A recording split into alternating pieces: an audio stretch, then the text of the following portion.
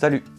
Maintenant que j'ai mis un petit peu d'ordre dans mon atelier, avec le Bamsi que vous avez vu ici, qui m'a permis de ranger pas mal de boîtes, donner un petit peu d'ordre à tout ça et mettre un petit peu en sécurité pour pas trébucher dans mes boîtes. Et puis, question pratique, je vais pouvoir m'atteler enfin à l'aspiration centralisée. J'ai acquis il y a peu cet aspirateur, c'est un AF14.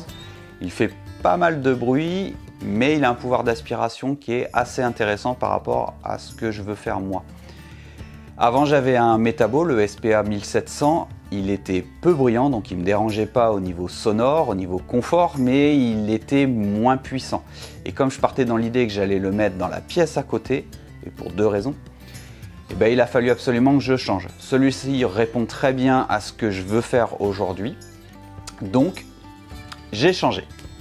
Je veux mettre mon aspirateur en dehors de l'atelier pour deux raisons. À la fois pour le bruit, parce que les machines font déjà suffisamment de bruit, l'atelier étant accolé directement à la maison, on va essayer de minimiser et maximiser plutôt le confort de tout le monde. Et aussi pour une raison de santé. On voit ici que cet aspirateur, comme beaucoup, est fourni avec ce qu'on appelle une chaussette. Donc c'est ce qui va filtrer les gros copeaux, mais les particules fines peuvent quand même passer, malgré l'épaisseur de la chaussette. Celui-ci a une forte épaisseur au niveau de son tissu. Le Metabo éveille à peu près, grosso modo, la même chose, mais on voyait quand même que les particules fines pouvaient passer. Donc ça, je veux absolument l'éviter, je veux avoir mes poumons en pleine santé, sinon il faudrait que je travaille toujours avec un masque. Et à la longue, c'est pas forcément des plus sympas. Donc il va partir à côté, et pour ça, il faut que j'installe une succession de tuyaux que j'ai choisi moi en Galva. Vous pouvez partir avec des tuyaux en PVC, c'est ce qui vous sera économiquement plus sympa. Mais au niveau assurance, c'est compliqué. Il vaut mieux partir sur du Galva si vous avez une activité qui est professionnelle, et si même vous avez une activité amateur plus, c'est-à-dire qui va l'utiliser plus fréquemment comme moi, il vaut mieux partir sur du Galva.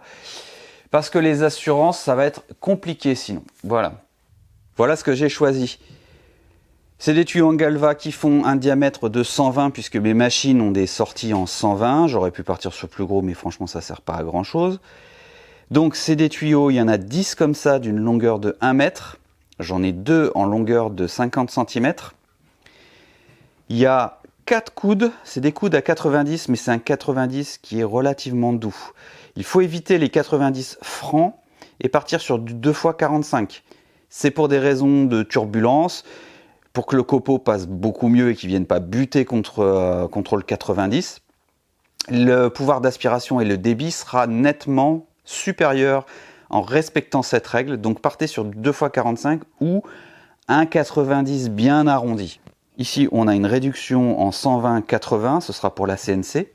Là, c'est tous les raccords qui vont faire l'étanchéité entre les deux tuyaux qui viendront s'emmancher. Ici, on a des raccords en Y. Partez pas sur des raccords en T pour la même raison que le 90. Sinon, votre copeau va venir buter ici et ça risque d'avoir une aspiration qui sera franchement pas terrible. Donc, vous mettez votre Y dans le sens de l'aspiration et là, ce sera très fluide. Ici, on a des trappes. Les trappes, ça me permet de ouvrir et fermer un circuit. Je reviendrai dessus après. Mais quand j'aurai besoin de la CNC, j'ouvrirai la trappe ici, je fermerai les deux réseaux secondaires des Gorabo C2P, ce qui me permettra d'avoir l'aspiration maximale sur la CNC. J'ai pris des fixations pour les tuyaux puisque ça va être sur le mur et le plafond. C'est en diamètre 125 puisque les diamètres 120 c'est très compliqué à avoir. Je l'ai acheté sur un site, je ne citerai pas son nom, c'est un site que j'aime pas trop non plus. Et parce que je suis déçu parce que sur la photo, il y avait les petits joints en caoutchouc qui permettent d'éviter les vibrations. Ici, ils sont pas. En plus, ils sont blancs. Bon, bah tant pis. Donc, j'ai acheté du joint. Ça, c'est du joint de fenêtre, mais ça va me permettre... C'est du joint collant, donc je vais venir le coller ici. Et du coup, ça absorbera les vibrations et ça évitera d'entendre du bruit. Ici, de la pâte à vis et des rallonges pour avoir les tuyaux un maximum le plus bas pour que je puisse attraper les trappes de façon facile. Et puis aussi parce que, hop, là j'ai tout mon réseau électrique qui est ici. Donc comme mon coude, faut qu'il aille au plus près du mur, j'aurais été embêté ici. Donc je vais faire descendre les tuyaux Galva au maximum, les rapprocher au maximum du mur et partir avec le coude et redescendre. Ça va gicler. Donc il va falloir que je fasse un trou à la scie cloche ici, partir comme ça, arriver de l'autre côté, redescendre ici. Ici, il y aura une petite subtilité, on en parlera tout à l'heure par rapport aux deux rails qui sont là. Voilà, il est en place, il sera bien ici. Donc là, je vais voir où est-ce que je vais arriver pour faire le trou à la scie cloche. Donc je vais me retrouver ici, puisqu'il va falloir que je fasse une descente. Et après, je termine avec un tuyau souple pour venir me raccorder. Et puis voilà, pour cette partie.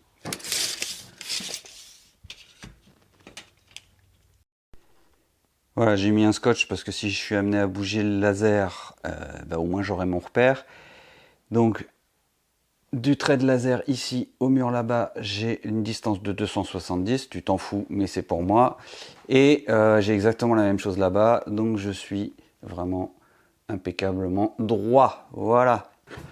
Alors pour percer le trou, je vais avoir un trou donc en 120. Tu me vois de près là. Alors pour aller percer le trou là-bas, il me faudrait une scie cloche en 120. J'en ai pas. Je sais même pas si ça existe. Je crois qu'il n'y a que 100 maxi. Si ça existe, dites-le moi. Hein. Enfin bref, je suis loin de tout savoir, bien sûr. Et donc j'ai acheté ça. J'ai acheté ça. C'est pour faire justement tous les trous à la scie cloche jusqu'à 130. Donc j'ai de quoi faire. Je peux aller de 40 à 130, c'est réglable. Il y a une petite cloche là qui permet d'éviter d'en foutre partout quand on vient percer en hauteur. Et puis même quand je vais percer contre le mur là. Donc c'est la première fois que j'utilise.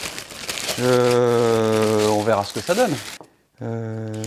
Si je lisais le mode d'emploi, ce serait pas mal.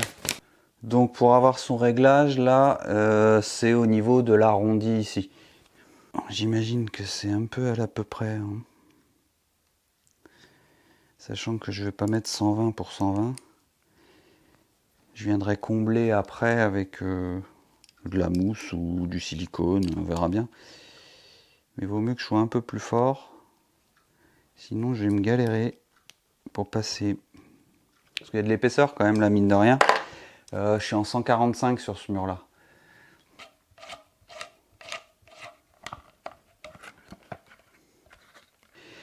Bon, ça c'est anecdotique. J'ai mis des rallonges, hein, ok. Mais le pas, il était pas bon. J'ai pris du M7 et en fait, c'est plus gros. Donc, ça te concernera pas, mais c'est pour te montrer que moi, ce que j'ai fait, c'est que j'ai installé de la colle rapide. Et merci de l'accélérateur, parce que alors ça change la vie. Donc voilà, j'ai mis une rallonge comme ça. Ensuite, je vais mettre les pattes à vis ici. Et je vais voir ce que j'ai comme hauteur nécessaire. Et si j'ai encore pas assez, je pourrais encore rajouter des petites rallonges qui sont ici.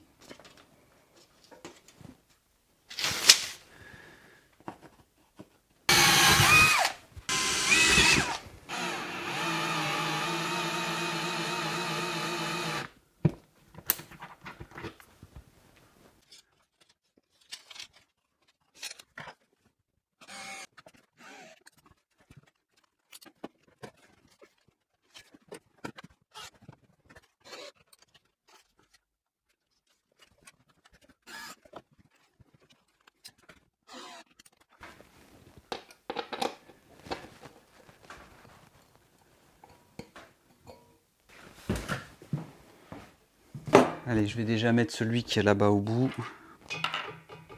Ça me donnera une base. Il faut que je mette ça. Donc ça permet de faire la liaison entre les deux que je vais mettre. Parce que je fais un raccord là. Donc là, je le mets déjà là. Je mets ça en place. Et je viens faire mon raccord entre les deux. Alors, on va bien l'enfiler complètement. Et je viens serrer ça avec les vis qui m'ont été fournies. On va faire un peu d'ordre, hein, parce que c'est le bordel là. Vis écrou.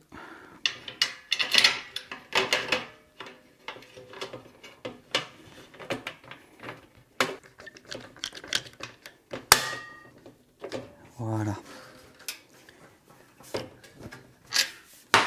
Donc la jonction, elle a l'air d'être bien.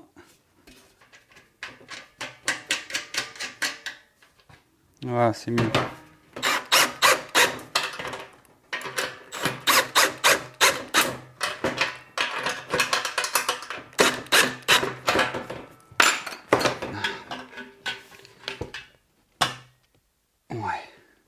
Donc avant de mettre les tuyaux au plafond, je vais installer ça là. Comme j'ai dit au début, c'est des bandes caoutchouc qui me permettent d'éviter les vibrations pendant que je vais faire l'aspiration. Donc c'est servi comme ça, c'est des bandes autocollantes. Elles sont unies les unes aux autres, mais on peut les enlever, ce qui fait que ça fait 9 mm de large sur 3 mm d'épais. Donc je vais mettre au-dessus en dessous. Et je vais laisser cette bande, cette largeur là, puisque c'est la largeur de ma suspente. Donc je colle ça et ensuite je mets le tuyau.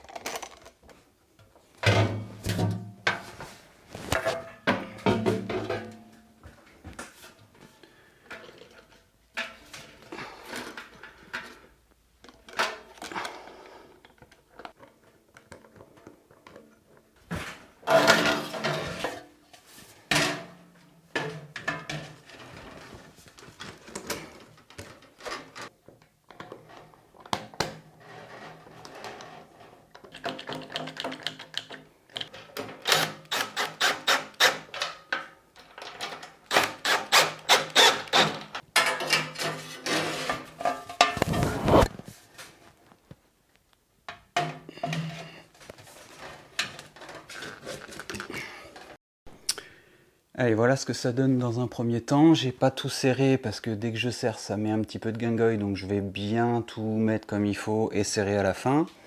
Ici, il faut que je fasse une bifurcation, donc je m'arrête pour l'instant ici pour voir ce que ça va donner. Je vais certainement mettre une trappe pour condamner ce que j'expliquais tout à l'heure, ce qui va servir pour aspirer la C2P. Et donc il faut que je parte comme ça pour alimenter, pour venir aspirer la Dégorabo. Donc il faut que je parte un peu de biais, j'ai pas trop le choix déjà parce que j'ai ma lampe et en plus parce que je vais partir avec un raccord Y, comme ça. Donc il va venir se mettre dans ce sens-là pour être dans le flux de l'aspiration, comme j'ai expliqué au début. Donc je vais voir si l'angle à laquelle je me suis arrêté là est bon, sinon j'avancerai encore un peu.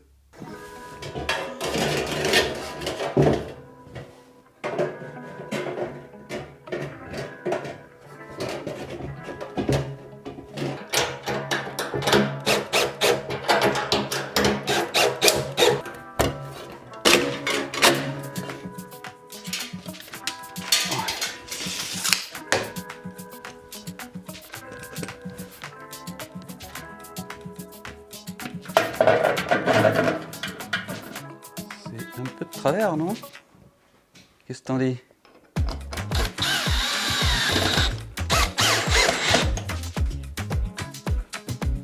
Ouais, je vais en mettre un ici.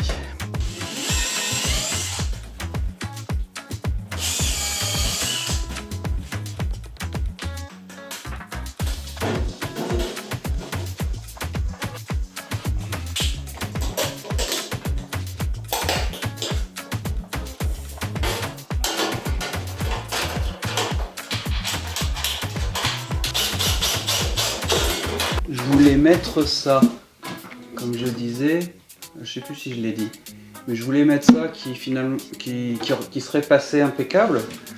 Ça serait passé là, mais je sais pas si je vais le mettre pour l'instant. Je vais déjà essayer de voir si le tuyau il passe.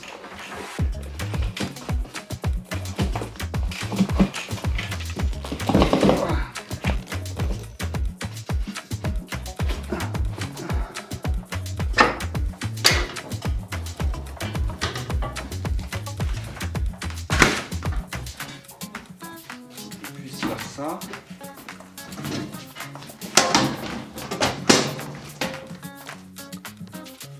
Ça m'arrange. Impeccable.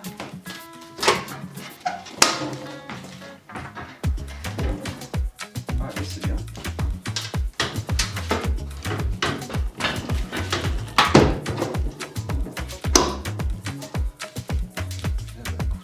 Ça va rester comme ça.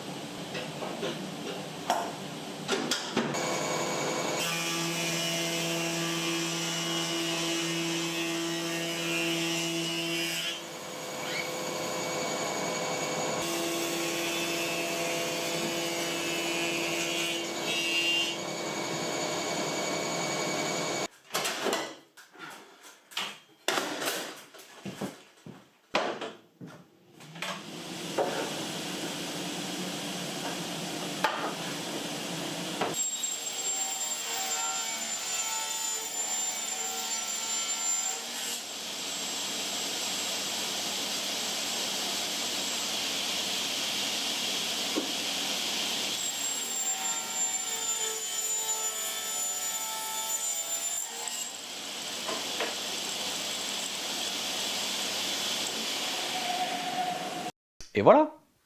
Bon, je suis bien content, c'est terminé. Mais, je mets quand même des guillemets, il me reste 2-3 trucs à faire. Notamment pour le fil de terre, la masse. Du fait de l'aspiration, donc de tous les copeaux qui vont venir frotter à longueur de temps dans les tuyaux qui sont en galva, il peut générer l'électricité statique. Et l'électricité statique plus les copeaux ou la sciure de bois, c'est quand même pas super génial. Donc pour des raisons de sécurité, je vais certainement mettre un fil de masse qui va courir ici et là, qui va venir toucher le galva, qui va s'enrouler dessus. Et ça viendra décharger l'électricité statique. Donc dites-moi en commentaire si c'est judicieux de le faire. Je sais que pour le PVC, c'est très bien de le faire. Pour le galva maintenant, est-ce que c'est nécessaire? Je ne sais pas. Donc je vais prendre vos commentaires vraiment au sérieux. Et puis je me pose aussi la question, est-ce que je partirai quand même pas sur des coudes à 45, mettre des 2x45 plutôt que des 90. On m'avait dit que le 90 de chez Holz Profil est quand même bien doux et arrondi, ce que j'ai pu constater aussi. Maintenant, je trouve que en sortie d'aspiration, quand je suis directement au niveau de l'aspirateur, là, ça aspire à fond. Et dès que je me mets au moins là, hop, ici, donc c'est au plus près quand même. On le voit bien, c'est au plus près quand même de l'aspiration avant les autres machines qui sont là. J'ai une aspiration qui est plus faible. Est-ce que c'est le fait de réduire autant, de passer de 120 à 60? Normalement non. Est-ce que justement j'ai une perte d'aspiration, le fait que j'ai un angle à 90? Donc je vais voir si je vais pas prendre des 2x45. Il me reste encore 2 coudes que je m'en suis pas servi, du coup je vais peut-être voir pour les échanger et prendre des 2x45. Blablabla, blablabla, mais tout ça pour dire que c'est important pour une bonne aspiration. En description, je vous mets un article de l'Air du Bois qui détaille vraiment tout, pour ceux que ça intéresse, du calcul de ce qu'il va vous falloir comme aspirateur par rapport à ce que vous demandent vos machines, à votre environnement de travail. Il y a un calcul à faire pour savoir exactement l'aspirateur qu'il vous faut, le diamètre des tuyaux.